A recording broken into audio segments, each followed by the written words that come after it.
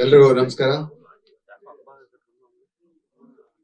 ಒಂದು ವಾರಗಳ ಮುಂಚೆ ನನಗೆ ಜೆ ಶ್ರೀನಿವಾಸ್ ಅವರು ಭೇಟಿಯಾದರು. ನಾಗೇಶ್ ಕುಮಾರ್ ಅವರು ದೂರವಾಣಿ ಮುಖಾಂತರ ನನ್ನನ್ನ ಸಂಪರ್ಕ ಮಾಡಿದ್ರು. ಅವರು ನೇರವಾಗಿ ಬಂದು ನನ್ನನ್ನ ಈ ಒಂದು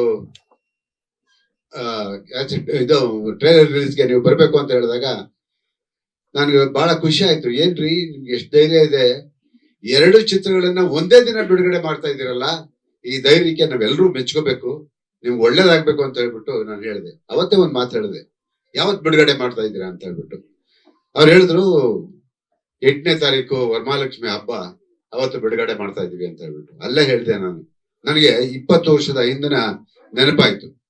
ನಾನು ನನ್ನ ಚಿತ್ರ ಕನಸುಗಾರ, ಅದರ ಹಂಚಿಕೆದಾರರು ಇಲ್ಲೇ ಇದ್ದಾರೆ, ಶಿಲ್ಪಾ ಶ್ರೀನಿವಾಸ್ ಅವರು. ಕನಸುಗಾರ ಚಿತ್ರವನ್ನ ಅವತ್ತು ಬಿಡುಗಡೆ ಮಾಡಿದೆ.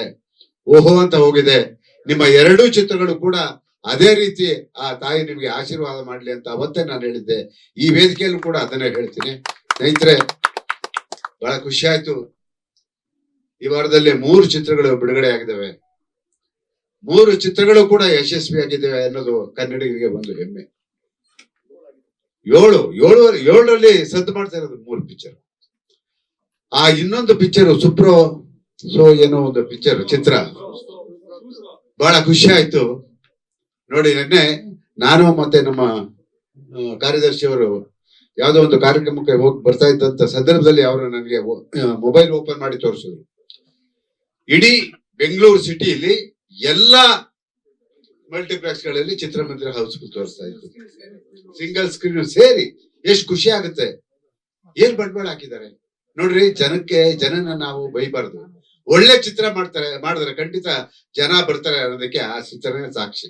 ಮತ್ತೆ ಮತ್ತೆ ಇನ್ನೊಬ್ಬ ಯುವನಟ ಜನಾರ್ದನ್ ರೆಡ್ಡಿ ಅವ್ರ ಮಗ ಜೂನಿಯರ್, ಆ ಚಿತ್ರ ಎಷ್ಟು ಚೆನ್ನಾಗಿ ಹೋಗ್ತಾ ಇದೆ ಅಂತ ಹೇಳಿ ಎಲ್ಲೋ ಒಂದ್ ಕಡೆ ಕನ್ನಡ ಚಿತ್ರರಂಗಕ್ಕೆ ತಡೆದಂತ ಶಾಪ ಏನೋ ವಿಮುಕ್ತಿ ಆಯ್ತೇನೋ ಅಂತ ಹೇಳ್ಬಿಟ್ಟು ನಾನು ಅನ್ಕೊಳ್ತಾ ಇದ್ದೀನಿ. ಸ್ನೇಹಿತರೆ, ಇವತ್ತು ನಾನು ಒಂದು ದಿನಪತ್ರಿಕೆಯನ್ನು ನೋಡಿದೆ. ನನ್ನ 45 ವರ್ಷದ ಸಿನಿಮಾ ಕೆರಿಯರ್ ನಲ್ಲಿ ಮುಗ್ಪುಟದಲ್ಲಿ ಆ ಒಂದು ಚಿತ್ರದ ಬಗ್ಗೆ ಬರ್ದಿದ್ದನ್ನ ನಾನು ನೋಡೇ ಇರ್ಲಿಲ್ಲ, ಇಲ್ಲಿವರೆಗೂ ನೋಡಿಲ್ಲ.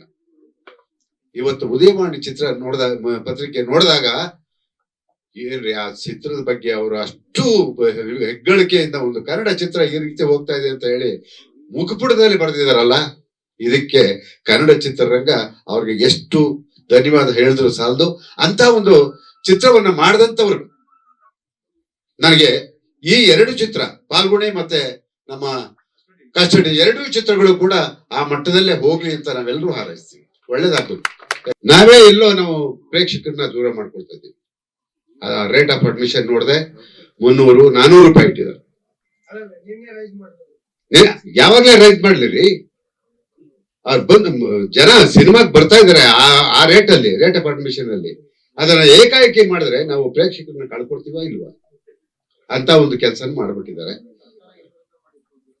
ಇಲ್ಲ, ಈ ತಿಂಗಳಲ್ಲಿ ಅದಾಗತ್ತೆ. ಅದನ್ನ ಸ್ವಲ್ಪ ಸಂಬಂಧಪಟ್ಟವರು ಸ್ವಲ್ಪ ಆಲೋಚನೆ ಮಾಡಿದ್ರೆ ತುಂಬಾ ಒಳ್ಳೇದು. ಯಾಕೆ ಅಂತ ಹೇಳಿದ್ರೆ 300-400 ಹೇಳಿದ ತಕ್ಷಣ ನೆಕ್ಸ್ಟ್ ವೀಕ್ ಪಿಕ್ಚರ್ ರಿಮೂವ್ ಮಾಡ್ಬಿಡ್ತಾರೆ. ನಾವೇ ಕೈಯಾರ ಮಾಡ್ಕೊಡ್ತಾ ಇದ್ದೀವಿ.